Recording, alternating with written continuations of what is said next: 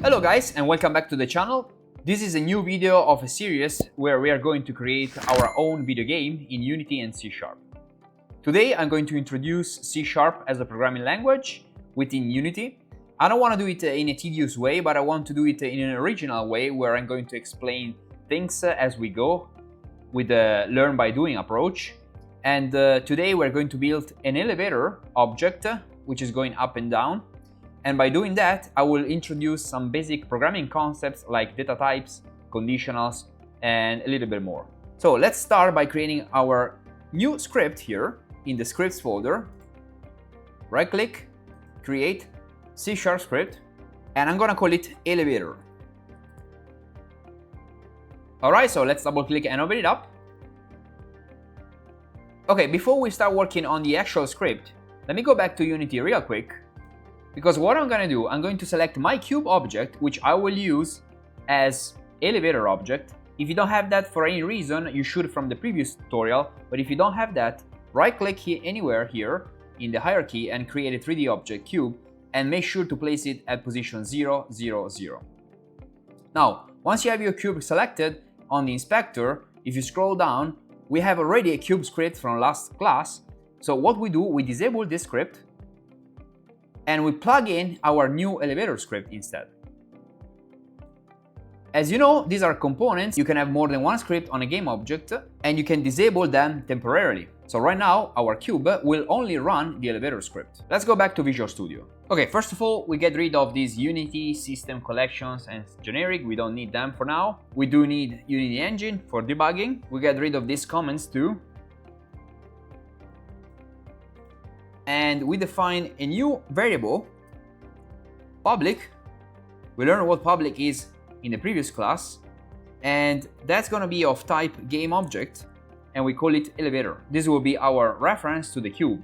Then we define other few variables as private, and the first one is going to be a string type, and we call it elevator is at floor equal to elevator. So we define strings by anything that is written within quotes, and we do elevator is at floor colon. Then we define another variable, private char. This is just a single char, and let me call it m char equals to single quote for chars and m for meters. Then we do private float. Now, what is float? Float is a type of number that also accepts decimals. So private float max height is equal to 9f. So we assume this is the max height that the elevator will be able to reach. And at the same time, we also have a private float floor height, which is the height of each independent floor, so that's going to be 3f. Basically, this elevator will run from floor 0 to 1 to 2 and then to 3. Okay, so let's also define another variable, private float wait time equals, let's say 3f, and this is going to be the wait time when the elevator reaches floor 0 or the max floor. And one more data type that we have is the Boolean type. So private bool going up equals true. This boolean can only be true or false, so it's a binary type. Don't forget, we also have integers. So for example, since this floor height is 3, we can also change that to be integer, and that means we will not have decimals for this number. Alright, since our elevator logic will run every frame, we don't really need the start, so we can actually get rid of that. We'll work on the update. So what do we do in the update? First of all, let me read the position of the elevator each frame. A position can be defined as a vector 3 type. So vector 3, usual x, y, z, and let me call it elevator position equals to elevator dot transform dot position. Also, I can define a so-called local variable. Why local? Because these are all global variables within the class context, while these are local variables within methods, because update is a method, is a function. So here we can say integer current floor is equal to what? Well, if we know the current height and we know that each floor height is 3, we can simply take the integer division between those two numbers. So here we can say elevator position dot y, which is the vertical axis, divided by floor height. Now we have a problem. The compiler is telling us that it is not able to convert automatically a float number, so a number with decimals, into an integer number, which is going to be our result. So in order to fix that, we need to do an operation which is so-called cast. And we can cast from float to integer by simply saying integer in front of the float number. Alright, now that we have that, so each frame we have the elevator position and the current floor, we can debug log all the information to the console. So we can say debug.log, we take our string, so elevator is at floor, plus that's gonna append strings or characters, and then we do plus again current floor, plus again at plus elevator position dot y dot toString. We are allowed to combine strings and numbers, and we can use the toString method to actually format the number in a nice way. So we can say f2 only to print 2 decimals after the comma, and here we can say plus again mchar, so we will read something like elevator is at floor, the number of the floor, at the position height plus meters. Okay, now it's time to make our elevator move. So I could do it down here in the update, I could continue writing below here, but actually this would be not common procedure. What I actually prefer to do is to create a function for that. So here below, outside of the update, I'm gonna write another function. I can actually make it private void, and let me call it a process elevator, and I pass 2 parameters. I can pass parameters to functions this way, and the first parameter is going to be a float type, position y, and the second one is going to be an integer, current floor. So what's the idea? My elevator will continuously go up and down with some waiting time when it reaches either the bottom or the top. So here I can use conditionals to say if going up, so if I'm currently going up and my current position y is bigger or equal than max height, so if I'm going up and I reach the top, this is an end condition, I will just wait here and we'll do that later. Otherwise, so I can say else if, so another condition, not going up, which basically means going down, and position y is less or equal 0f, which is basically the ground floor, I will wait again.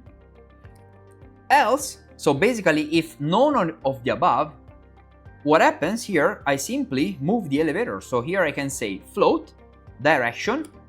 Why do I need a float direction? Because it can go up and down. So based on my going up Boolean variable, I can say if that Boolean is true, my direction is positive, 1f. Otherwise, with a column, that means otherwise, if going up is false, direction is negative, so negative 1f. I can use this dir, this float variable, to be multiplied against the direction to obtain my velocity. So here I can say elevator dot transform dot translate